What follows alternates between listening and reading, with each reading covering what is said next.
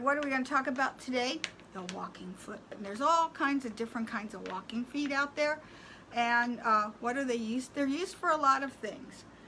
It's not just for quilting. Most of us use the walking foot when we're quilting because it's great for stitch in the ditch. Because a lot of times I will put my quilt sandwich together and I have the 3 layers, and then I will stitch in the ditch on the whole quilt because that stabilizes everything.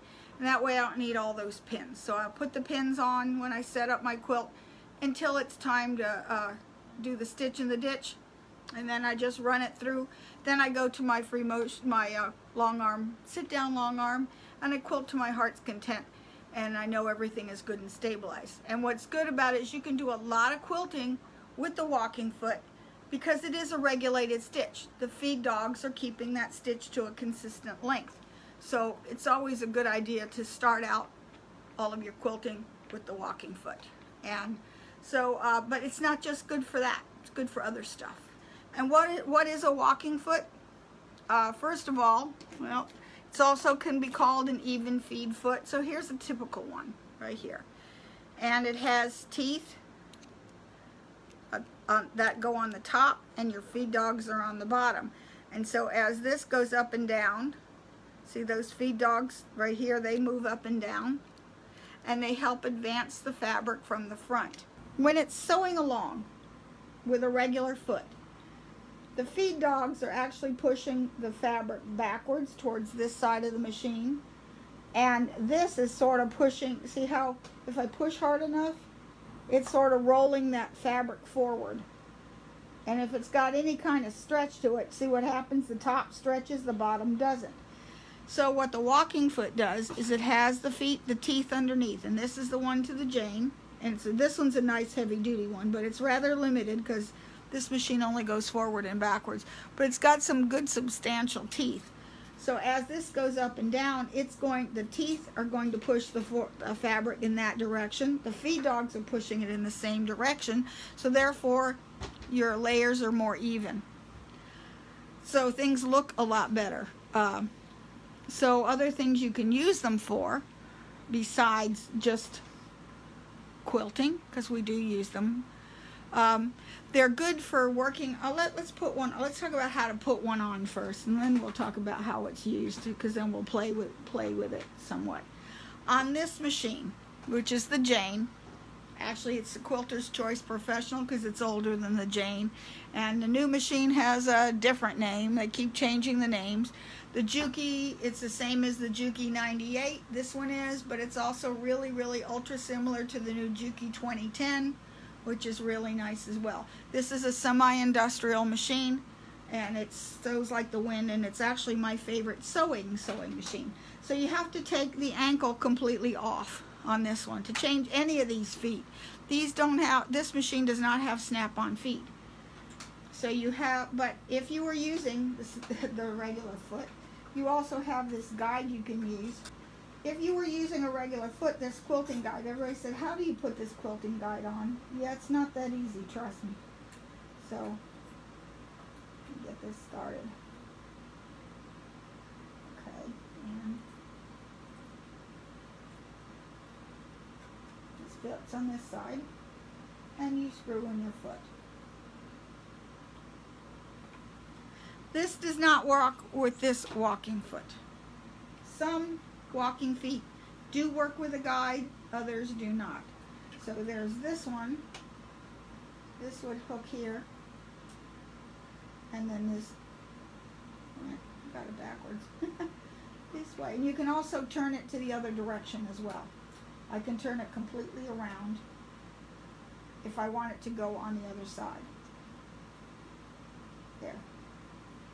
And then you can change this angle, and then you tighten that, and you change that. That's how you use the guide, because then you would use, this is really good for, this is also good for hemming.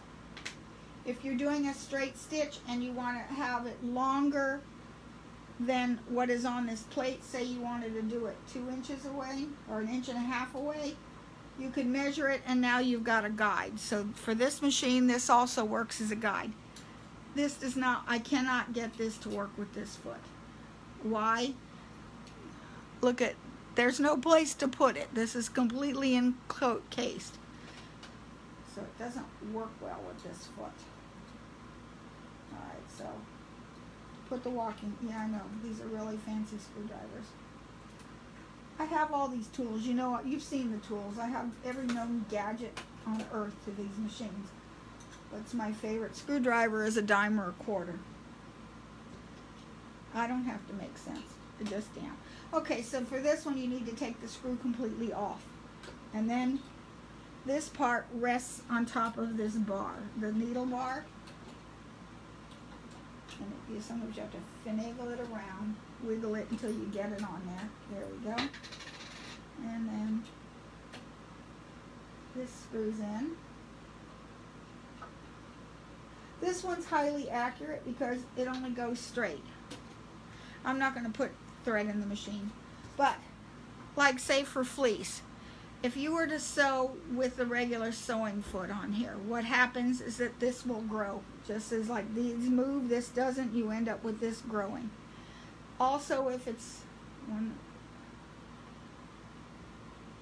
well, let's see, let's get this even so that both edges are even. Somewhat even. I'm just going to snip this end off. So now both sides are completely even.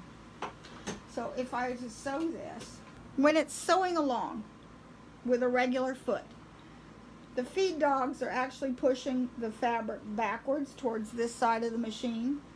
And this is sort of pushing, see how if I push hard enough, it's sort of rolling that fabric forward. And if it's got any kind of stretch to it, see what happens? The top stretches, the bottom doesn't. So what the walking foot does is it has the teeth underneath, and this is the one to the Jane. And so this one's a nice heavy duty one, but it's rather limited because this machine only goes forward and backwards. But it's got some good substantial teeth. So as this goes up and down, the teeth are going to push the fabric in that direction. The feed dogs are pushing it in the same direction. So therefore, your layers are more even. So things look a lot better. Let's talk about how to put one on first, and then we'll talk about how it's used, because then we'll play with it somewhat. On this machine, which is the Jane, actually it's the Quilter's Choice Professional because it's older than the Jane, and the new machine has a different name. They keep changing the names. The Juki, it's the same as the Juki 98, this one is, but it's also really, really ultra similar to the new Juki 2010, which is really nice as well. This is a semi-industrial machine, and it sews like the wind, and it's actually my favorite sewing machine. So you have to take the ankle completely off on this one to change any of these feet. This machine does not have snap-on feet. So you have, but if you were using the regular foot, you also have this guide you can use. Okay, I had it caught. But see, now the top teeth are pulling the top layer under as the bottom layer is going. It's still growing a tiny bit. Okay? On this machine, to counteract that, this dial up here is the amount of pressure that is exerted by the foot. So I'm going to lower that to quite a bit. And now, when we stitch,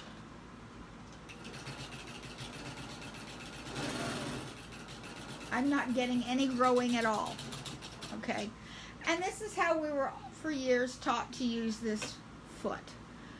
This foot's loud. It's supposed to be loud. It makes a lot of noise, but it's great for a lot of things. Okay, so what else is this good for besides sewing fleece? It's good for sewing knits because knits tend to grow.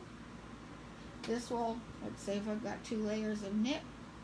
And yeah, I wouldn't do a straight stitch on a knit, but you get the idea. Foot pedal. And I'm getting broken. Okay, it's stuck. There we go. No, this one still wants to do it. Okay. I probably wouldn't. Oh, I know why. I know what's happening on this one. I can see it. The problem with this one is that this foot, on this foot, the feed dogs on the walking foot are metal, and they're snagging. Yep, see, these are metal, and they are literally snagging the knit. It's hard to see if you can see it. It is snagging the knit. So that's the problem I'm having with this one. If I were actually going to use this machine to sew this, and this is swimsuit lycra, so yeah, I'd never sew that on this machine anyway. I would probably sew on top of tissue. I would put tissue on the top, even with the walking foot.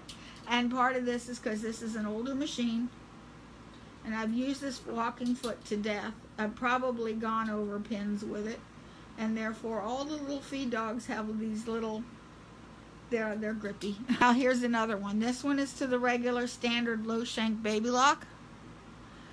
If you have a high shank machine, you can get these walking feet in a high shank, but if you have an adapter, you can also use the walking foot. You use this low shank walking foot. It's built exactly like this one, except for instead it's got the plastic teeth. They're not as sharp. They're not as snaggy, especially if you run over pins like I did. And the other thing is, it's just as noisy. And we'll put this one on the Elegante. I've got 3 machines running tonight, so I'll show you how they work on each of them. This one you can attach a guide to, and this is the guide for this foot. So this does have a quilting guide that you can attach to it. That works really nicely. Okay. That will work on the Elegante, which is a low shank. Then there is another one this is actually the one I prefer. This is okay. I like this one better. This one is the Deluxe Walking Foot, and it's twice the price of a regular walking foot. But I do have to admit, it works a lot better. The feet are interchangeable. I think you can get an open toe. This one's also a little more sturdily built than this one. I've had these break before, and and they're not that cheap. Can you use a cheap $20 one you got at Joann's? Yeah, but be careful. If you buy a generic walking foot, not only do you want it to be low shank, high shank, or whatever your machine is, you want to check the spacing right here. Where the needle goes in, where the needle goes in right here, you want to make sure that your needle goes in that same spot, because it could touch metal and break needles and throw machines out of timing. But I have these. This one, I think a baby lock version, if I recall, is in the $50–$60 range. They're not that cheap of a foot, but this one is, I think, $95 or $100 and something for this one. And it comes with 2 quilting guides, one for each side.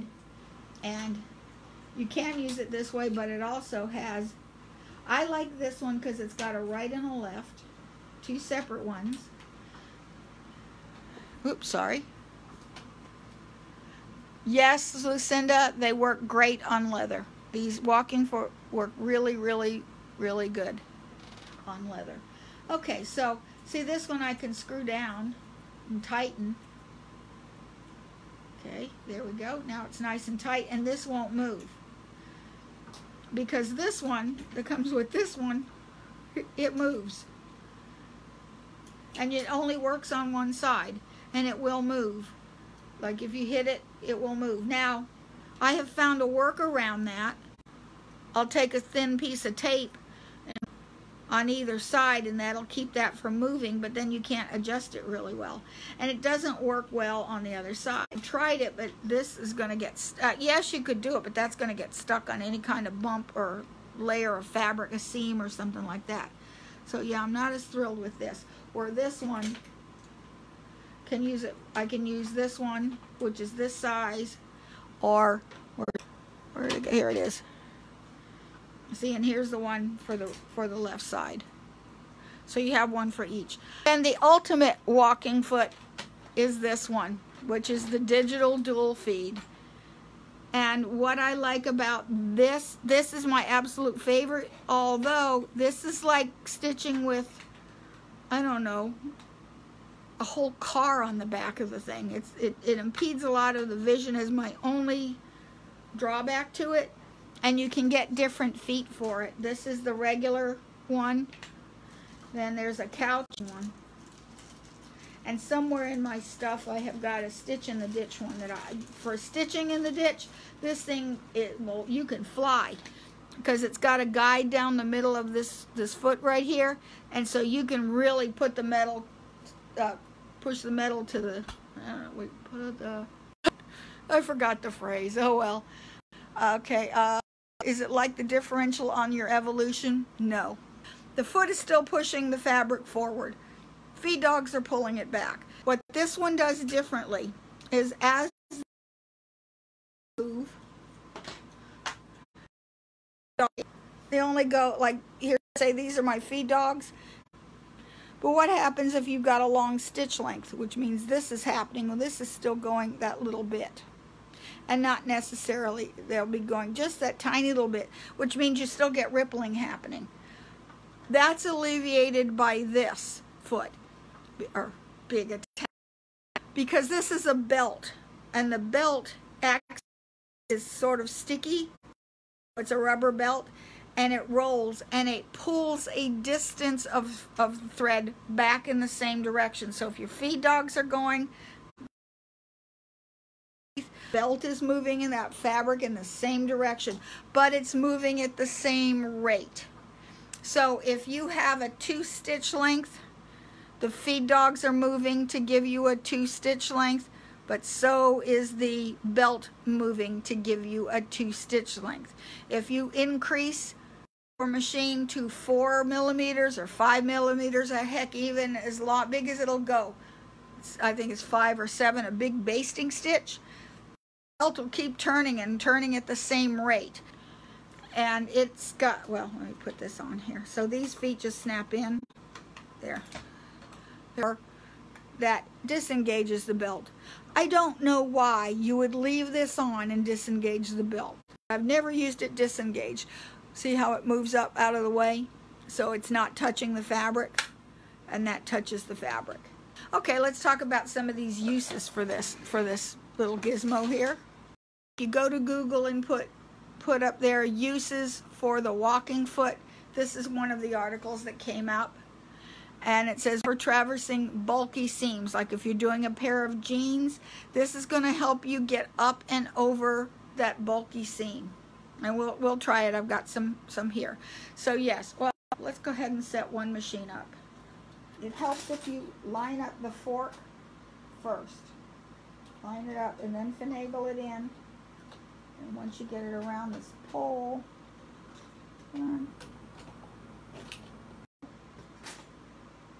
screw back in.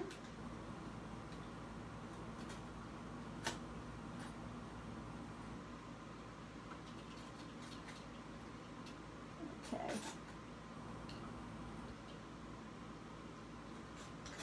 So I'm going to fold this over a couple times like we have a seam.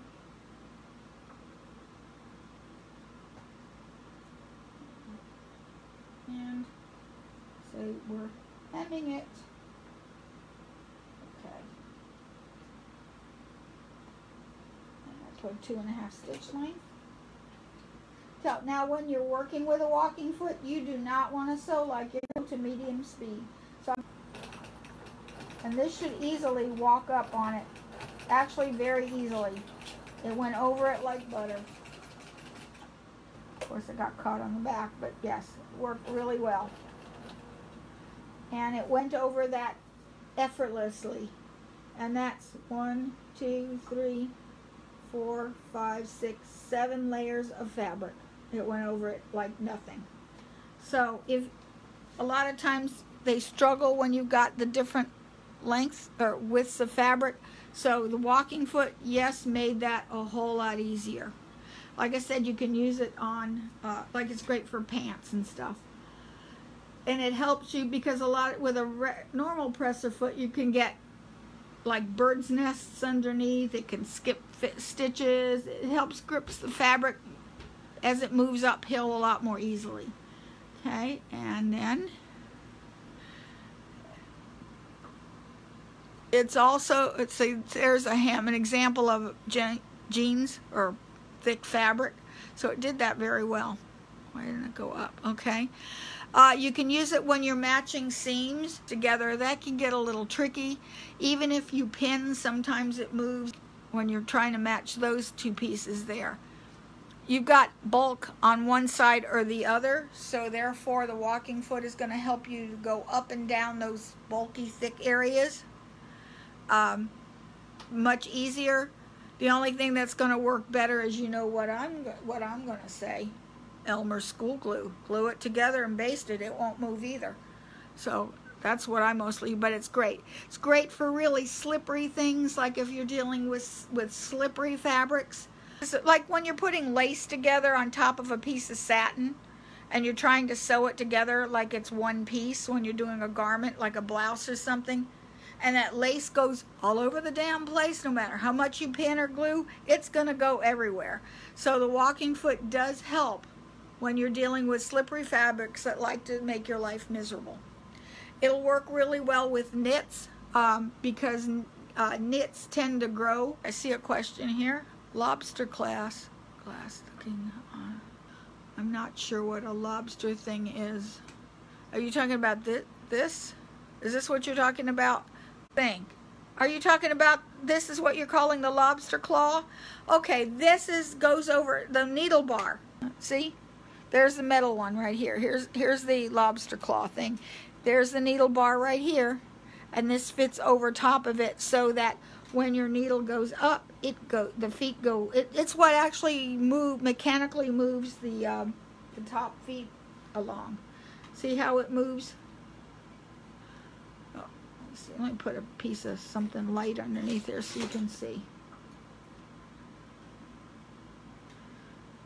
See it as it moves. Well, you can't see anything because it's not down. See, here's the feed dogs on the top. See, they're going up. As the needle moves up, they move back. As it goes down, it pulls up. Then as the needle is coming out of the fabric, the feed dogs move up and around and drag it a little further. Okay. Does it work well with Minky? Yes. Let's see. I hate working with Minky. That stuff, for one thing, gets in your lungs, I swear. But yes, it will work with, it'll help with the, I'd say nothing really works with Minky other than gluing the damn stuff together, because that's just such gushy, mushy fabric. But it'll get 75% of the way there. When I'm sewing Minky together, I usually will glue baste it and use a walking foot, and then don't breathe. I swear you need you need a mask more for sewing with Minky than you are being in a crowded room full of COVID people, because that stuff is so flimsy. Okay, yeah, it works great. It'll work with the Minky. I have used it before. A lot of times, a lot of people like to make baby blankets, and instead of, they'll quilt it with Minky on the back. So yeah, you would want to use it then, and use the Minky on the bottom, because Minky's going to want to shift. A lot of times with Minky, if I'm using it for a garment or something that I don't want to stretch, I'm going to put fusible interfacing on the back and put like another piece of Minky underneath of it, right sides together, and fuse that stuff on the back to keep that damn stuff from stretching, because it stretches horribly. And that's all. I will also do that whenever I'm trying to put a quilt together, that one side of it is cotton and the other side is either fleece or Minky. Especially Minky. I mean, they feel really nice. Yeah, I've done my share of Minky. Oh, you want real insanity with Minky? Let's try to use it in an applique. Oh my God.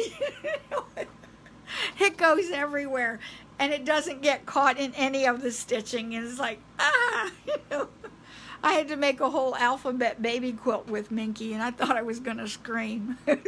Okay, let's go back to other uses for the walking foot. Okay, so like I said, matching plaids and stripes, it works of that fabric in the same direction. For top stitching, hems and plackets, how many times do we, if you can see that, do we do hems, especially curved hems that look like that? They're all ripply, because in the opposite direction. So using the walking foot can make it go from looking ripply like that, especially on aprons. And you're supposed to put that seam over there to string in the tie, and it looks horrible. Okay, but using the walking foot makes it go in nice and flat. Much better. Okay, it can, again, sewing from knit, because knits tend to grow really bad. This is why most of the time, this is why I use a serger. Sergers do knit so much better. Okay, and see, there's one example of sewing a knit with a regular foot, even a serger. There are some knits that even the differential feet on a serger will not cooperate with. Then try using a walking foot to baste it together. And then using a walking foot makes that knit look a lot better. So they're great to use. Okay, let's go over to the Elegante. And we're going to put the foot on that one. We'll put the Deluxe one on. The Elegante is a low shank machine, so there. Take this off, and you can see that I'll put it on again. Okay. And again, no, let me go closer. Okay. I'm going to, this one I don't have to take, I'll move it mostly out. I don't have to take the screw out. So here I'm going to put the lobster claw over top of that needle bar. See how it's going there? And then I will put this into position. Come on. There we go. Nope. There we go. It's like patting your tummy and rubbing your head.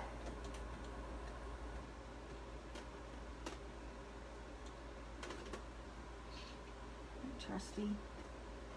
There we go. And I'm going to put the needle bar in.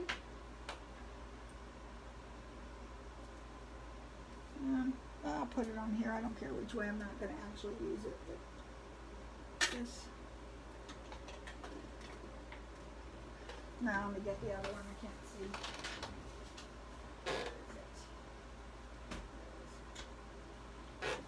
Okay. So can't see what I'm doing. I could have put this on first. It would have been smarter, but you guys know me too much.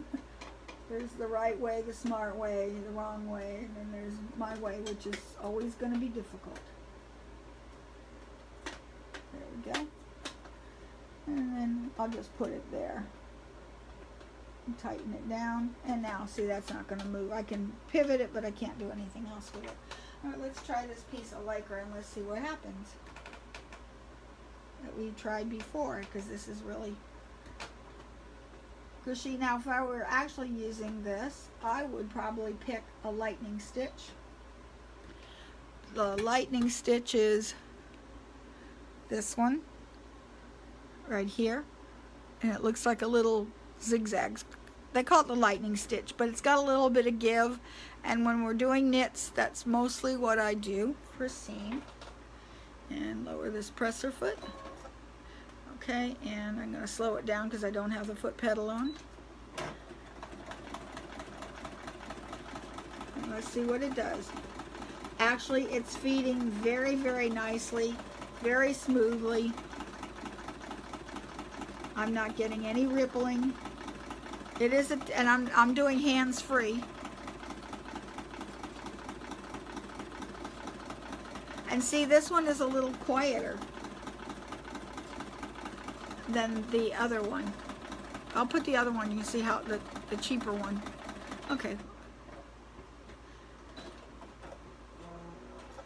Okay, so, oops, didn't cut the threads. Okay, Jerry. Where's the cutter? There we go. Except it skipped stitches. It could be because I don't even remember the last time. I don't have a ballpoint needle on here. That was dumb. I'm not changing the needle. But you can see, you saw how it fed, and on the stitches it did catch. Yeah, I should have put a ballpoint. This needs a ballpoint needle, and I didn't put a ballpoint needle. And I don't even, all I've been using this is for embroidery. And to be honest with you, I can't even remember when I changed the needle last, so it probably needs a new embroidery needle if nothing else. But I like this for sewing too, and I wish it would fit in this table, but it doesn't. Oh well. So anyway, yeah, let's put the other one on and you can compare to see how noisy it is. And again, putting the teeth there and the fork over the needle bar.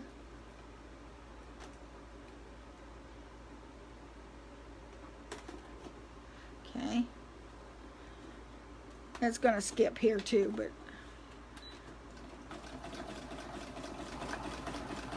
see, there's that one. That's not too bad. Okay, go figure. It's stitched this time. I don't know.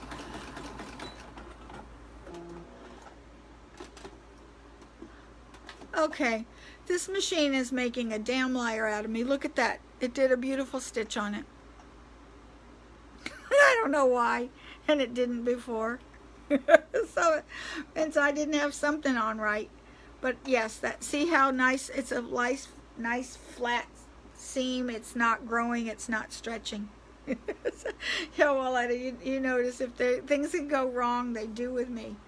Okay, now let's move on to this digital dual feed machine. So now for this, I need to take, I again was doing embroidery, and for this one I'm actually going to lock my machine down using this lock key right there so that I don't impale myself. So I'm going to unplug the back. Oops, can't see anything. Okay, I'm going to unplug this. Okay.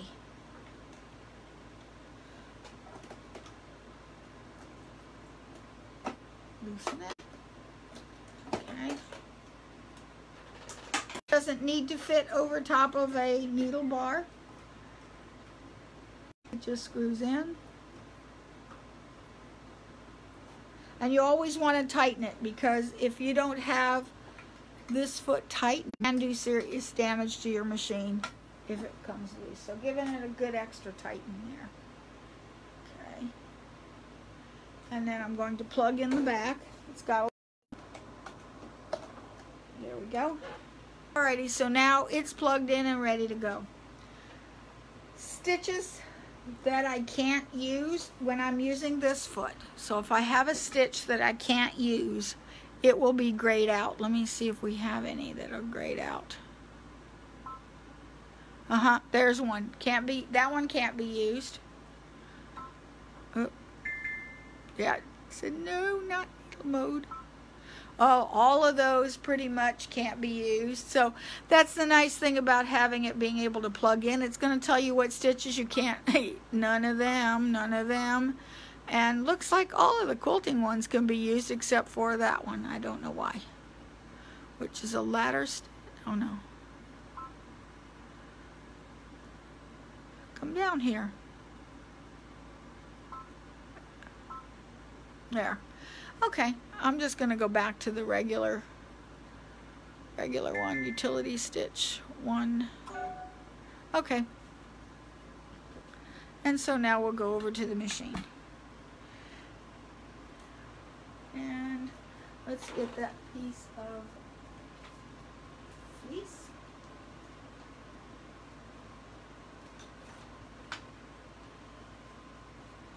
That we had. So I've got the piece of fleece. And I have it threaded, and Put this under. Alrighty. Is it 2.5?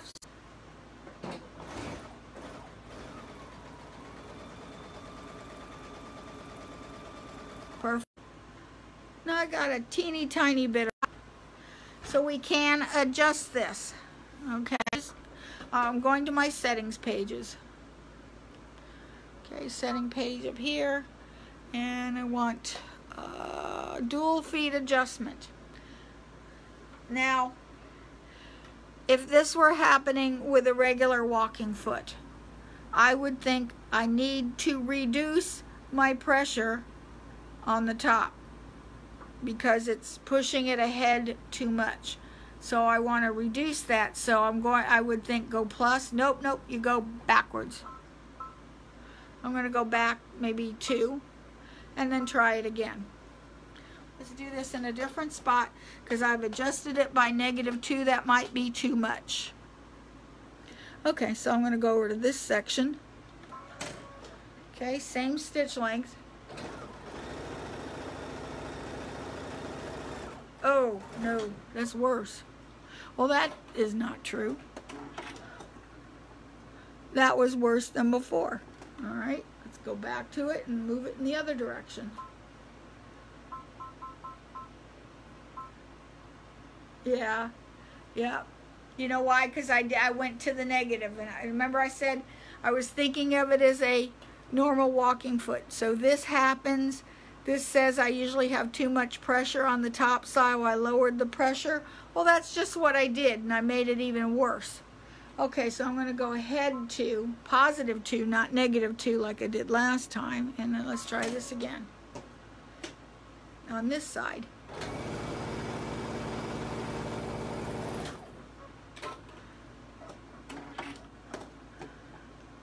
Yep, that's right. It's just right. See, it didn't grow at all. See, they're the same length. Worked great. In fact, I could have done, yeah, no, it worked just great. So again, if I went to the -2 like I did before, here's what happens. It's really going to make it grow. Because now what it's doing is it's pushing it less. So it's, what a mess. Okay. Yeah, this one I did -3, and look how much it grew. A lot. Isn't that cool? I think these are just so interesting. What I like about this foot is because it's, did you hear how solid it sounded? So it wasn't all rickety feeling at all. And the other thing too is that you can sew a lot faster.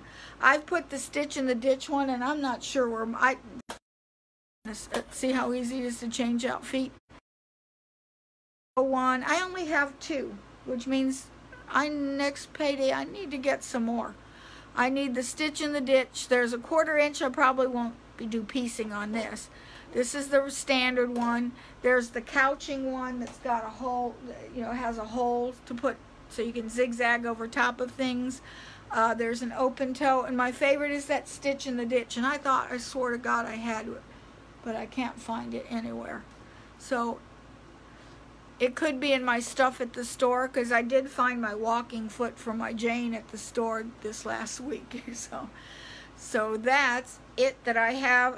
Anybody have any questions about the walking foot? And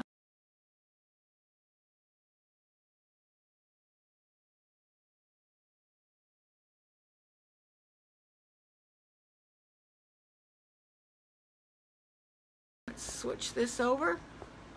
Any questions? Digital dual feet is going to work better than the walking foot with the Minky because you can adjust it. So, any questions? Last call for questions. So I hope to see you soon. Okay, talk to you later. This time I'm finally saying goodbye. Bye!